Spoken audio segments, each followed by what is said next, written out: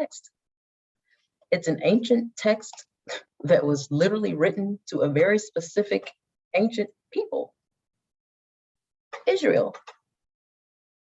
And understanding that doesn't take away the significance of the word, but it adds layers of understanding so that we're properly interpreting it. So to understand these are people who lived in a place at a specific time, in a certain social political climate. There were no Republicans and Democrats there. This was Israel. And I think it's important to notice that, and it's important to hear that. Does anyone else, anyone want to add anything to that particular thought? You know, you just made me think of something. Maybe in this text, I've been interpreting this too literally and then figuratively, because I've been associating the Israel of today with this Israel. But maybe what I miss is that isn't there a phrase somewhere in the Bible where he says, and I will call you by my name when, you will be called by the, I'm showing my biblical illiteracy. The idea that God is naming who he's going to protect, or she, or oh, Israel. It could be, oh, who am I looking at? It could be, oh, Nichelle, oh, Metropolitan, oh. So perhaps this is metaphor. Is this what Judy Fentress Williams is trying to get us to see? This idea that we're looking at literature, a story. I mean, every people we all have stories there, and throughout antiquity. Yes. Anyway, I thank you for helping to spark that idea about the name Israel. Obviously identified this group of people, but there's significance in when God calls your name. Are you listening? Yes. Do you hear? Yes, absolutely. That's a whole thing. Yeah. Okay. Thanks. Of course. Yeah, absolutely. It is both and it is layered, because absolutely we do apply this to our lives. But in order to appropriately apply it, we need to understand it in its original context. And I think that's really important. And I think what you said is absolutely correct. So to understand these people, to fully understand who they were, what they were dealing with, what they were, how they were positioned in the world, matters. It absolutely matters. So to take an oppressed people group, right?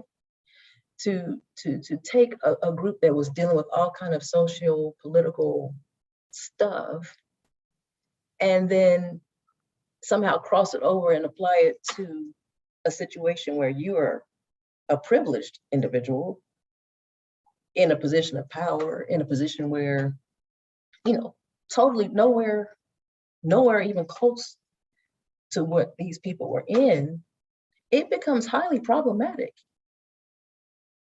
Like that, not only problematic, but violent, toxic, and everything else. So yes, it's important to understand who God is talking to, who those people were, so that you can better apply it to who you are. So let's move on. But doesn't this really speak more to who wrote it? Because I keep saying, I don't think God picked up a phone and said, Moses, take a memo kind of thing. So it's who wrote it and who did they write it for? Absolutely. Absolutely. And yeah. And the person. But isn't it speaking to us, to all captives? Yes. Okay. But I love that we're holding these two things in tension. Mm-hmm. You say all captives because you understand that Israel was a captive. Mm-hmm. You know what I mean? Like, right. Well, isn't that what I'm reading here in these first few books, right? yes. They're described as people who have been held against their will in various circumstances, most recently in Egypt. And prior to that, I get that Genesis story is a little murky for me, but I may have to go back and reread that. But nonetheless, the Israel being that's identified is a captive group. So this has obviously been a pattern of man since we were organized ourselves. Well, anyway, since we've been on the planet and worked together in community, right, society, when we develop systems that disrupt the order of divinity, that don't allow a person to attune themselves to the God within, but rather feel like you're competing, yet I have to devote my energy, my devotion to a human God that sits on a throne somewhere. This is why, isn't that why Meshach, Shadrach, and Abednego they were thrown into that furnace tube because they defied the authority. Okay. Yeah. I don't know what. That's good. That's all good stuff. And to your point, we can speak to other folks, in our context that are being thrown into fires because they refuse to acquiesce to powers that aren't in the best interest of humanity. I suppose that's what the January 6th folks are going to. And I'm trying to hold back my frustration because my issue with the January 6th people, did you see they had a Bible on that day? Oh, absolutely. Right. They said a prayer. Mm-hmm. I'm not surprised by that. They, in their mind, were carrying out the work of God. But my anger and frustration comes from the fact that what part of oppressed people, captives, folks who were marginalized in this text are you not understanding? Because in our social political context, y'all not Israel. You're not Shadrach, Meshach, and Abednego. Like it matters. It really matters. Let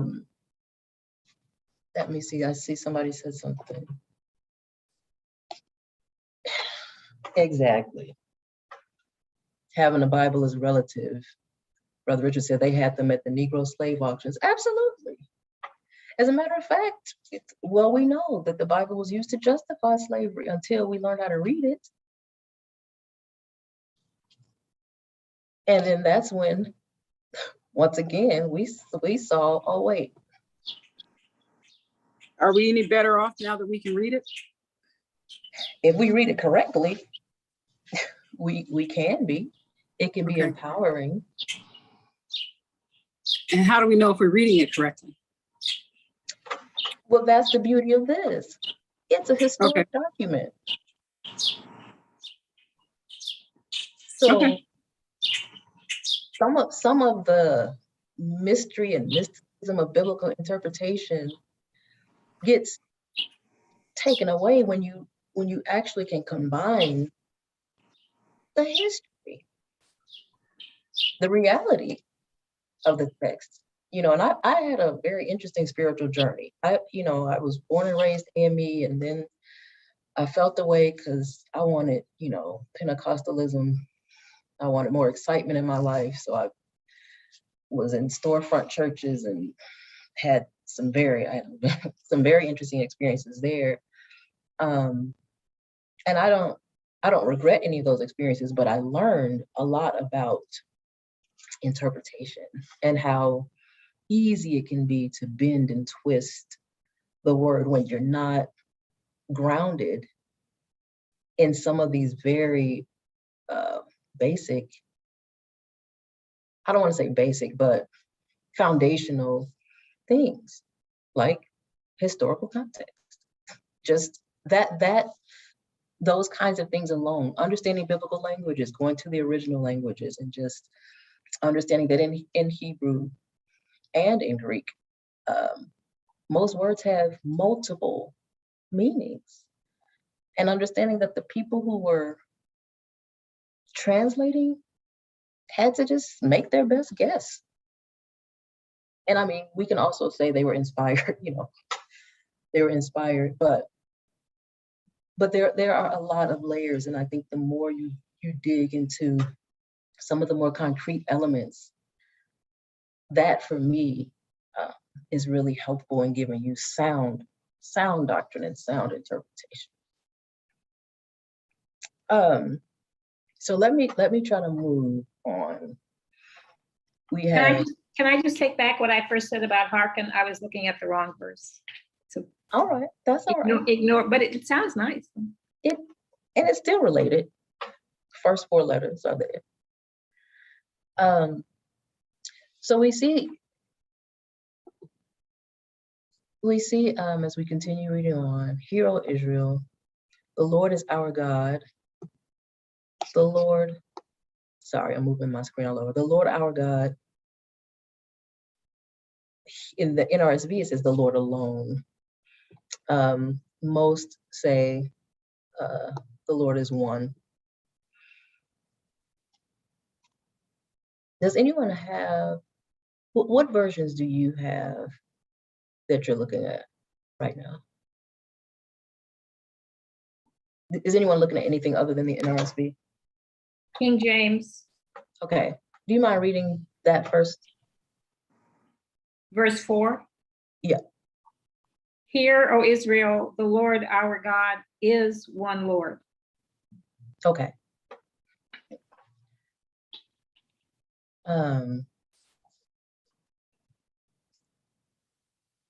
And alone is actually another, it's in the Hebrew, that is actually another word that can be translated. I think the word is ishad. It can be translated in that way. Sister Pam, do you mind reading yours? You have the CB. Yeah. It says, Israel, listen, our Lord is the Lord, only the Lord. Only. Okay. Thank you. Somebody has NIV. Sister Anne Marie? Yes, it's similar to what Sister Marion read. "Hear, O Israel, the Lord our God, the Lord is one." Okay. So all of those, obviously make sense, or they wouldn't have been published.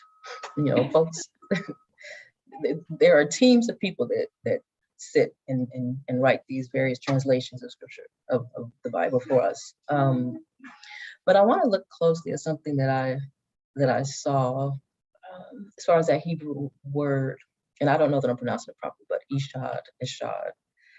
While it means one, interestingly, it alludes to unity in plurality. one, I just like the way that sounds, like the way that feels. Unity in plurality. Because there's a different word, Yashid, that means one and only one. So when scripture is referring to something that is a singular one and just one, the word Yashid is used. But this word Ishad that we see here is also used in places where it's referring to something that's made up of parts that becomes one, if that makes sense. So like one of the references that I saw, sorry, my screen is full screen, so now I can't see my stuff. One of the anyway, one of the references was referring to the temple. Actually, no, I want to get it right.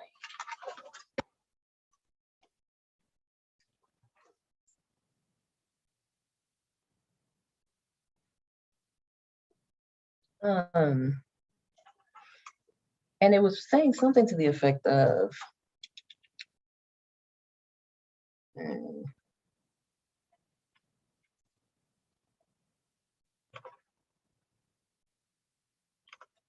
okay.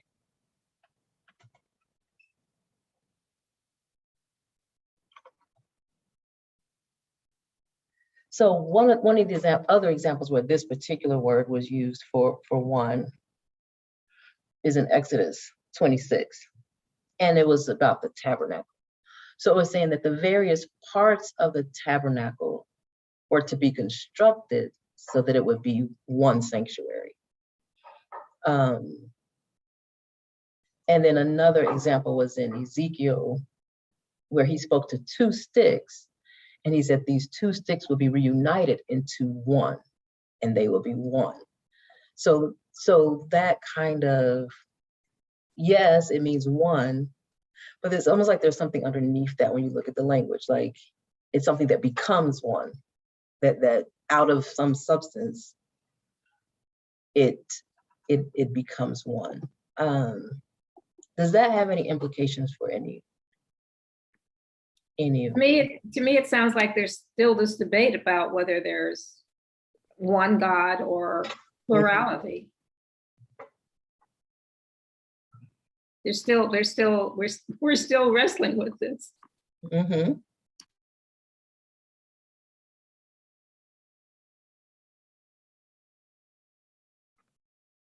Any other thoughts?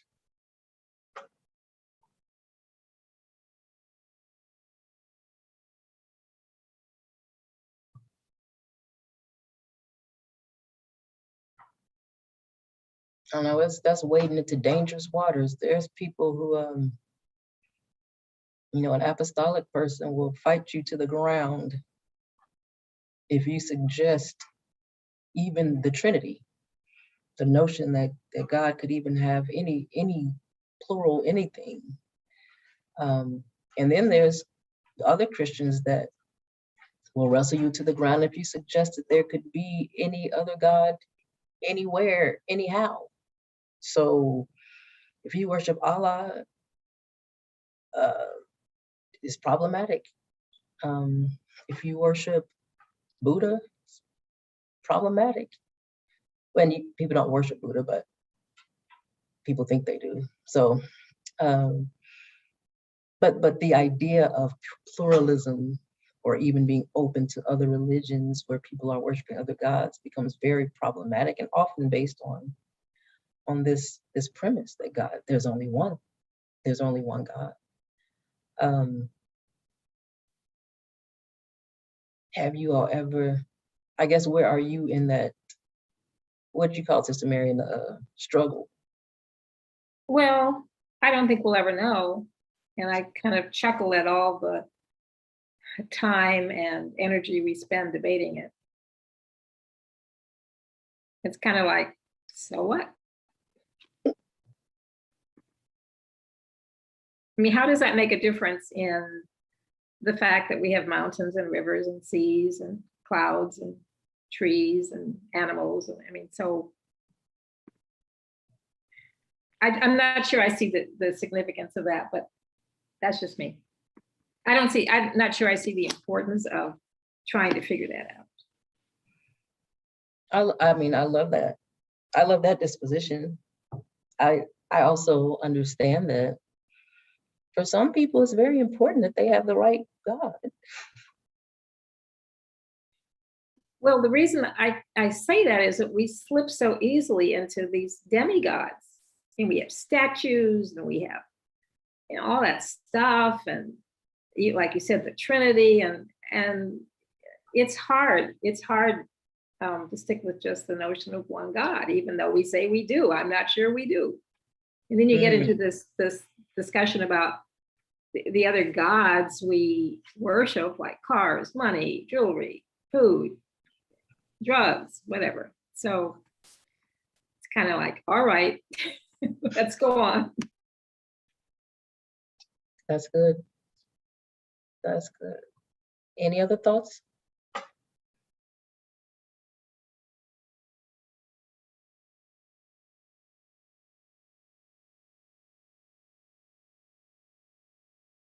Y'all nervous to talk about it? It is live streaming, so nobody wants to be a heretic.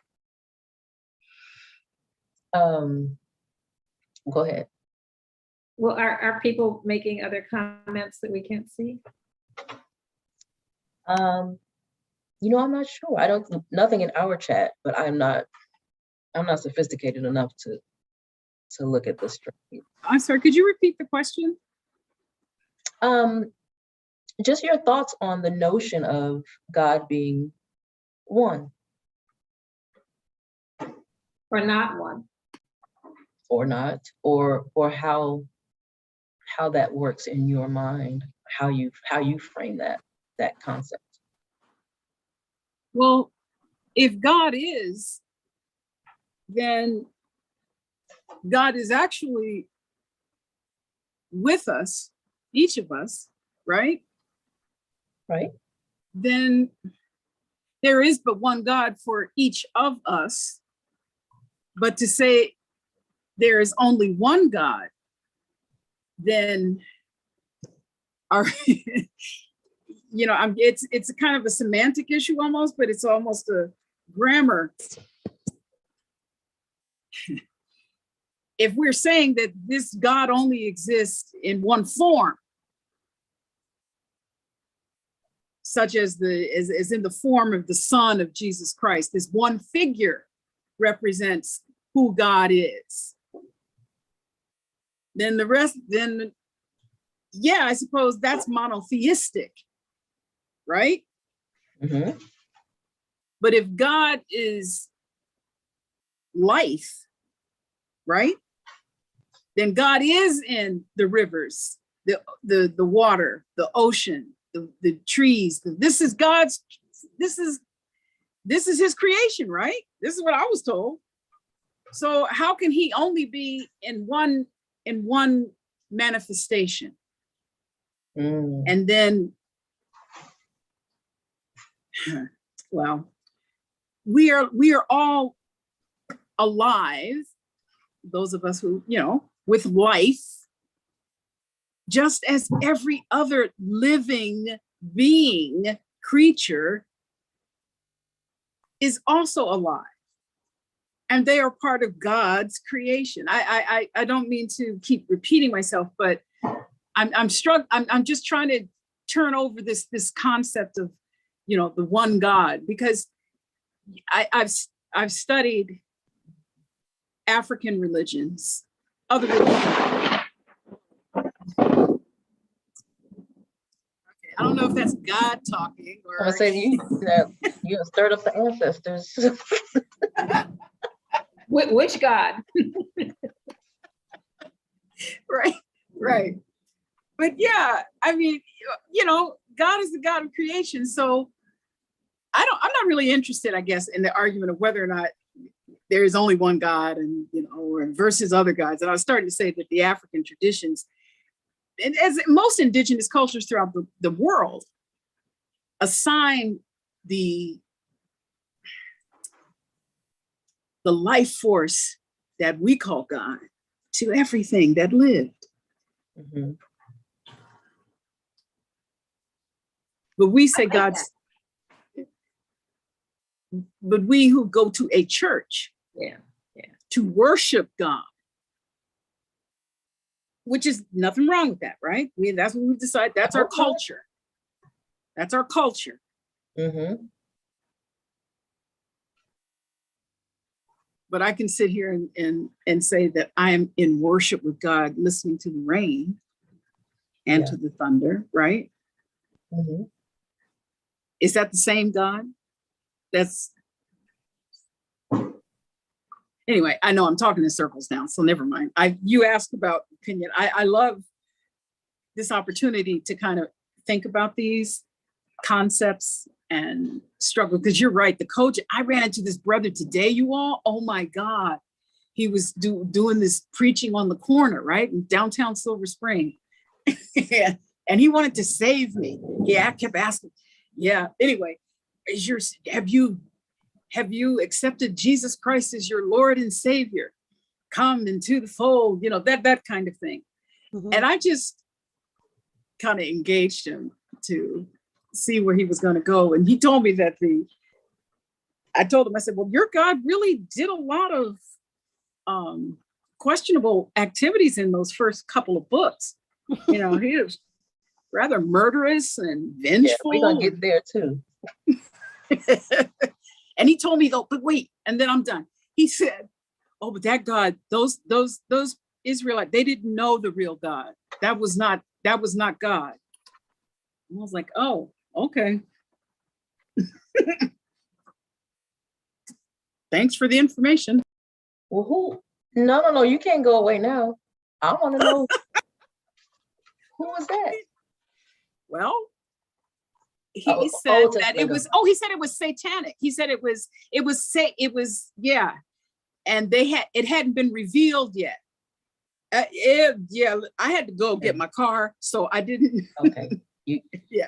You can go ahead and mute, because that's not where I thought that was going at all. But yeah, I mean, I also love to just the opportunity to process and think through it. I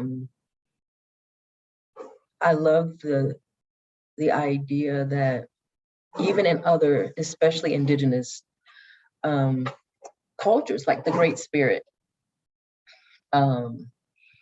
this understanding that we came from somewhere, that there is a power greater than us, and that power is God. I think that resonates with me. I've always had a problem with folks telling, even as a kid, I was in the wifey years stirring up trouble, because how are you gonna tell me kids are going to hell because they don't believe in Jesus? Like it's hard. That's a hard thing to wrap my head around. Yes, I love Jesus. Yes, I've accepted Jesus, but I have a hard time believing that droves, masses who worship differently, worship a God called the Great Spirit, who worship a manifestation of God called something else, are not worshiping God. And this, I think, to be frank, to be honest, I don't know that we're going to get answers in that way. But I think there are clues, and I think the deeper you dig and the more you study, the more clues you get. And for me, I like the idea that this word, for one,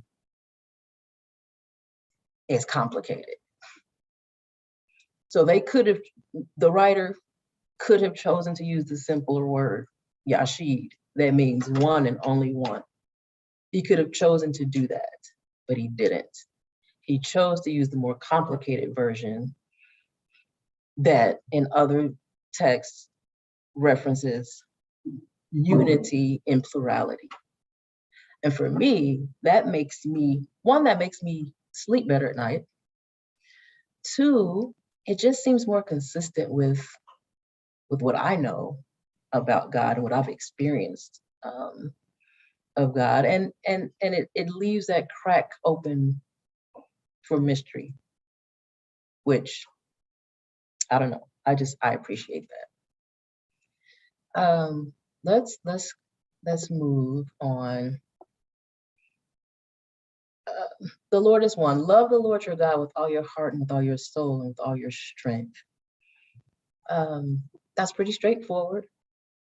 And I appreciate you all indulging this conversation, because I feel like it's getting deeper and deeper and weirder. But while that sounds very straightforward, I guess I'm wondering for you all, being told, good night, okay, thank you. Sorry, I never made it home from work. I missed the window. But at any rate, loving God, being told, commanded to love God with our whole being. I think as a kid, reciting this, learning this made sense. Yes, love God. God is great, God is good. But I was born in 1976, and the world was very different in 1976.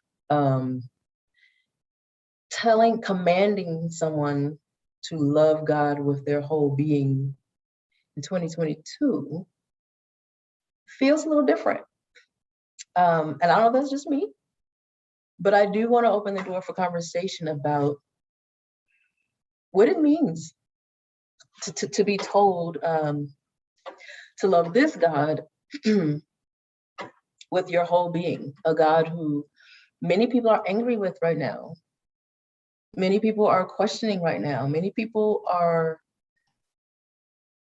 just really upset with.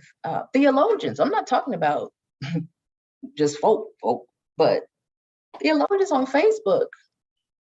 And I cringe, but I get it. Prominent theologian of our time constantly keeps asking, does God care about Black people? And then most recently, she's escalated to, is God able? And I'm somewhat of a Christian apologetic. Like I want to defend God all the time. I want to put on my cape as if, as if God needs that. But it hurts to hear, but it's real. So I just want to open the door for your thoughts on what it feels like, what it sounds like to be commanded to love God with your whole being in today's climate. I'm not going to speak to the command issue that you've raised, which is a good one, but just to quote someone, Joan Oxendine at Noonday said that if you love God with all your heart, soul, and might, you have no room for hate. And coming after the word about, after love, she thought that was important. And I think that's a beautiful analysis. That is beautiful. Well, earlier in Judy Fentress Williams's book, where I read that it's not a relationship of equals, which kind of startled me, but of course with God, but I haven't focused on that before. But given that that's the case, then we can be commanded to do a lot of stuff. True. I feel like we're wading deeper into this,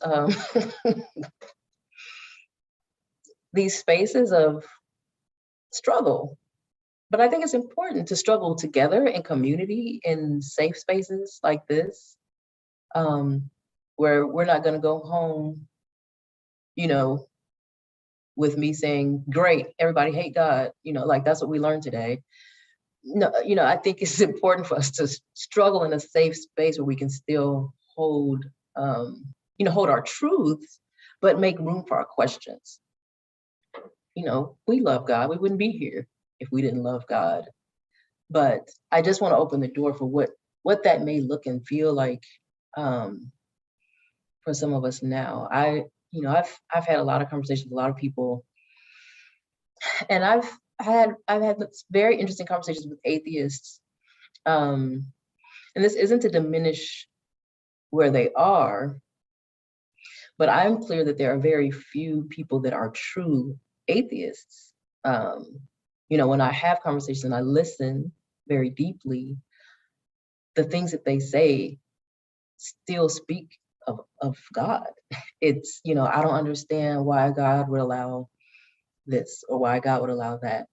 And in order to be a true atheist, it's difficult, honestly, to be a true atheist. To be a true atheist, it means you deny the existence of God. I think a lot of people are agnostic, and I think a lot of people are just hurt by God, but because they're not truly denying God's existence. As a matter of fact, they're clear that God is to blame for a lot of things. And I can hold space for that. But I think it's interesting to hold space for that while also being told, love God with your whole being.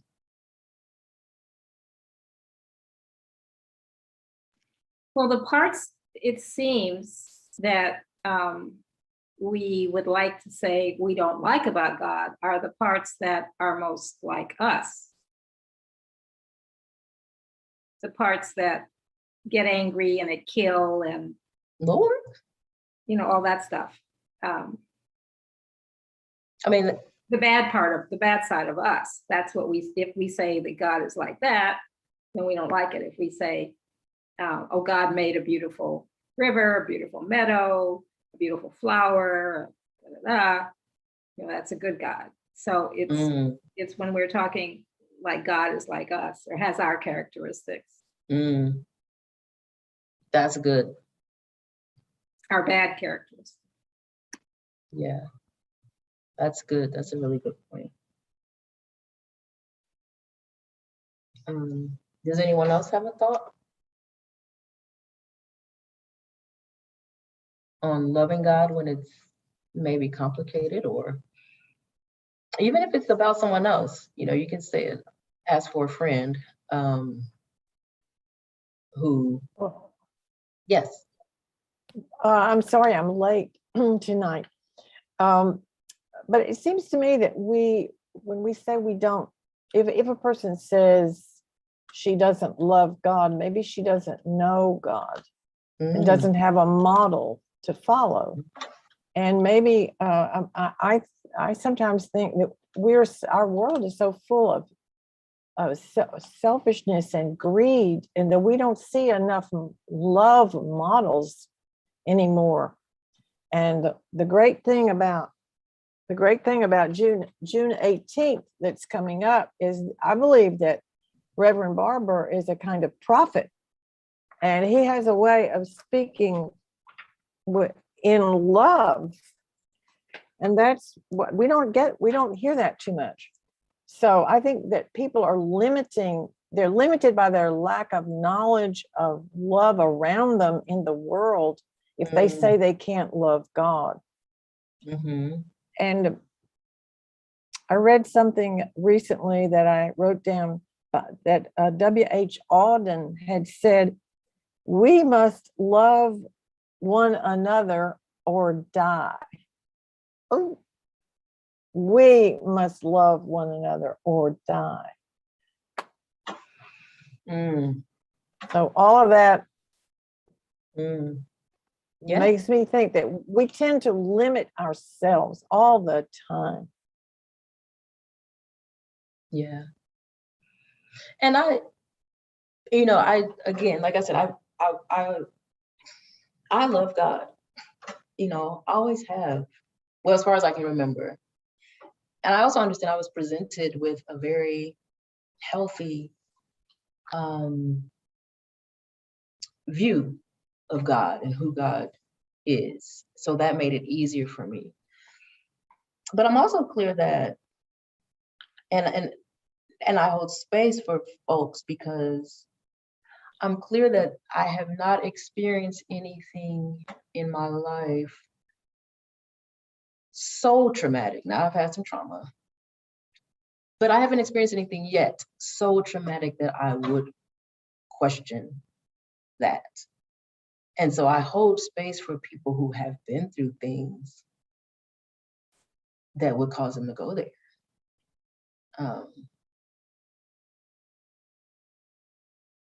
Like I think there are things in life that can cause you to say, God couldn't possibly love me, and why should I love God? Or how can I? How can I love God when God took my child? How can I love God when God allowed my house to burn down? Now, it's not deep for me and it's not about God's love, but every now and again, I have these strange expectations of God. Like I get frustrated. And I don't even know why I'm sharing this, but clearly this feels like a safe space. But like if I can't find a matching sock, sometimes, and I'm so serious, it sounds ridiculous, but there's this part of me that gets so annoyed, literally with God, because I'm like, how hard could it be? Like I'm late for work. I don't know where the thing is. I probably misplaced it, but you're a God. Like clear, you can just put it there. Just create a sock. Like, Okay, here's what you need to do. please help me. Socks are sold in pairs, but you don't have to wear them as pairs. I So mean, that just frees you of all of that. Just put all of that aside. They're sold as pairs, but that's it. When they become yours, you can wear them however you want. I mean, that is a very, My son does that. He wears it. That's his signature now. He wears I'm going to different. tell you, in Yes. terms of issue with that, my issue with that is that then it's a downward spiral. Like once I start doing that, then all of the socks end up. Oh, sorry. I didn't mean to laugh. It's okay. It's okay, isn't it, Anne Marie? It's okay. It's absolutely okay. Absolutely. And thanks for sharing. I mean, really? Really? Come on. Michelle, Really? all of us, you won't believe the confessions that you will start if you ask everybody on this call. Wendy, you know what? Can I just say this? What my mother used to say, she would pray, right? When she'd have things on her mind, and then she'd say, I wonder, I know God doesn't have time to be dealing with this little trivial business. He got so many more important things to do. Right. And I would always, and she was a pastor. So I'm thinking, well, Wow. if you feel that way, how are you going to treat everybody else who's coming to you Right. with help? But anyway, yeah. Good old God. Well, he's a busy guy. So Don't worry about those socks. Y'all, Finally came to that resolution. And now I know why people used to wear only white socks, because they could just put any sock. You didn't know whether it matched the original or not. And as the colors come in, finally, I've got socks that are so comfortable. I don't care whether they match or not. They're very comfortable. So I just go on, and I stop bothering my kids about. My grandson has freedom. I finally stopped. I bothered my kids about matching, but that one, I just want them to have on a sock. It doesn't have to match. freedom. Like I'm tickled, but I'm like seriously, I'm like on the verge of being liberated. Because I'm like, wow, what would life be to just put and on here whatever- you've tied this all into Deuteronomy. Excellent job, by the way.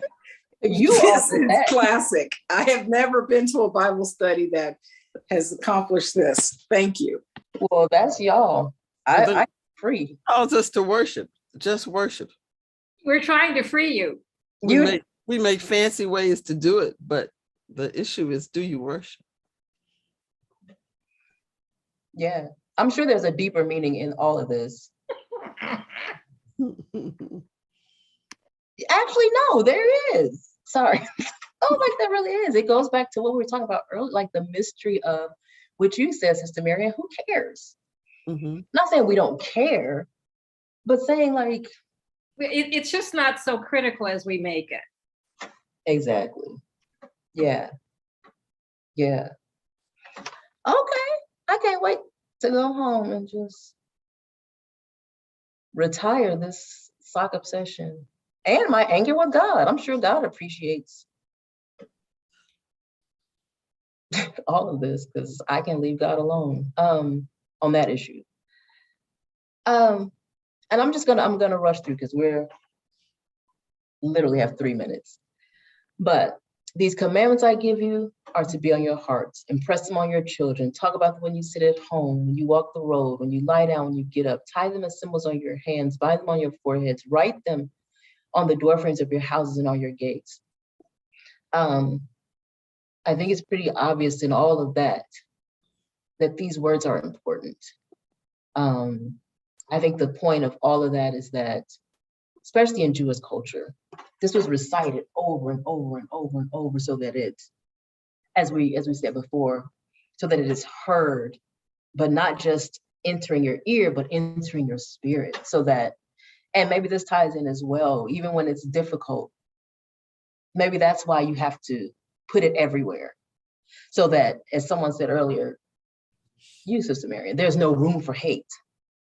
So that you see this constantly, even when there's all this other stuff going on, write it, put it here, put it there, put it on your doorpost. So when you go out the door, you see it. So when you come back home, you see it. If you had a bad day at work, it's right there. So when your children speak to you, they speak this back. When you speak to your children, you speak this to them.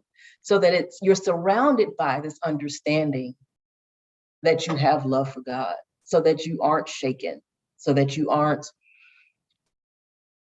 pushed over the edge, so that even when the most awful and heinous things happen, this commandment, this thing won't cause you to let go of the love you have for God. So even when your socks don't match, you're so clear Mhm. that these words come back and echo.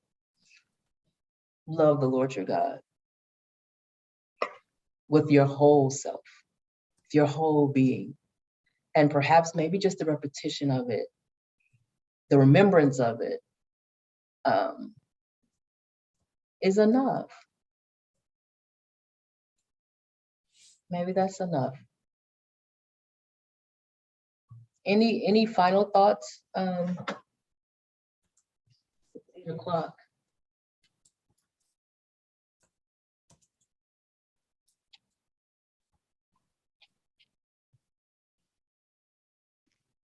I had put my stuff in storage while my apartment was repaired from Hurricane Sally. And I thought I had emptied out a little jewelry case, a floor model that I had of everything.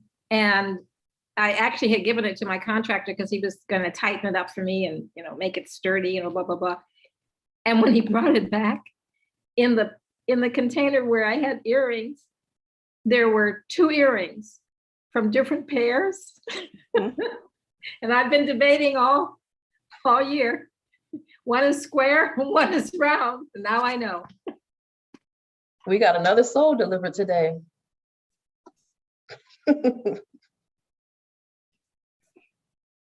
I love it. I love it. We can be free. We can be liberated by these words today. I appreciate you all. I appreciate your engaging the text and engaging these various subjects. Some of this was pretty complicated and deep stuff. So I really appreciate you opening up and sharing. And for those who didn't talk, I could feel you.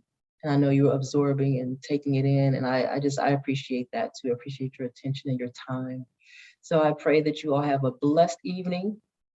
Pray that these words will stay with you. And pray that you have an excellent night's sleep and rest. This is some form of benediction, just so you. Pray that you have excellent sleep, rest, and that your homes are peaceful and blessed tonight, and that you wake tomorrow full of joy. Appreciate you, and we will talk again. Thank you.